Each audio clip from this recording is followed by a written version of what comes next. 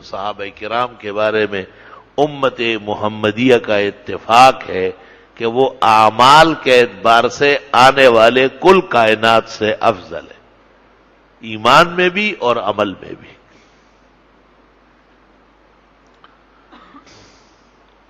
اسے ایک مثال دیتا ہوں تاکہ عقل چمک جائے۔ حضرت معاویہ رضی اللہ تعالیٰ عنہ کے دور میں اختلافات ہو گئے اور جنگ و جدال ہوئی، علی شہید ہوئے اور بہت ہی زیادہ تکلیف دہ باتیں پیش آئی، اور ایک بزرگ حضرت کو اطلاع ملی تھی، اس کا نام غنیمان تھا، لیکن پیغمبر کے زمانے میں ہوا اور صحبت سے رہ گیا تو اویس کہلایا۔ سیدھے لفظوں میں اویس کے معنی ہے پیغمبر کی صحبت سے محروم، ایسا یہ ایسو سے اویس، یہ رکھنے کا قابل نہیں ہے، لیکن لوگ یہ عقلے کا ہے۔ آپ نے بعض صحابہ کو کہا شاید تم سے ملاقات ہو جائے، بڑا نیک آدمی ہے، لیکن ماں کی خدمت کی وجہ سے یہاں تک پہنچ نہ سکا، اور امت کے لیے دعا کریں۔ دعا کی پھر انہوں نے۔ اسی طرح ایک شخص عمر ابن عبدالعزیز مروانیوں میں،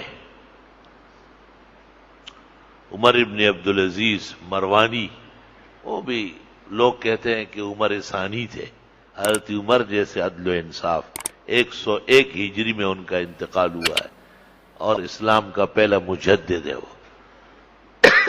مروانیوں میں ایسا کوئی خلیفہ نہیں ہوا جیسے عمر ابن عبدالعزیز۔ بات سنو غور سے۔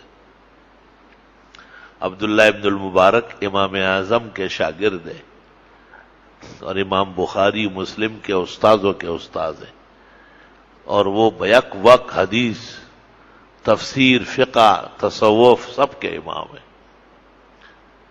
ان سے کسی نے پوچھا کہ اویس کے لیے آپ نے کہا کہ دعا کرے، وہ اویس قرنی،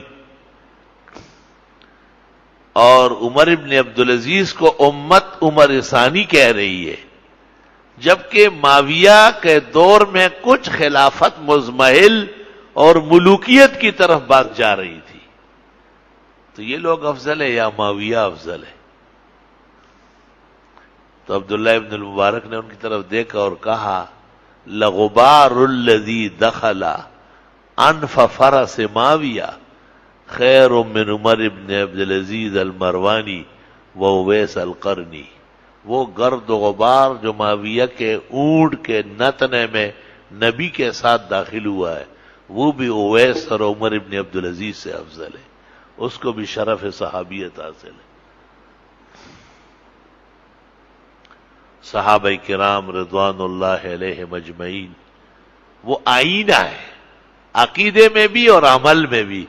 اس پر فقہاء و محدثین کا اتفاق ہے کہ ہر صحابی دین میں ہر جگہ حجت ہے۔ ہاں راجح مرجوح ہوگا۔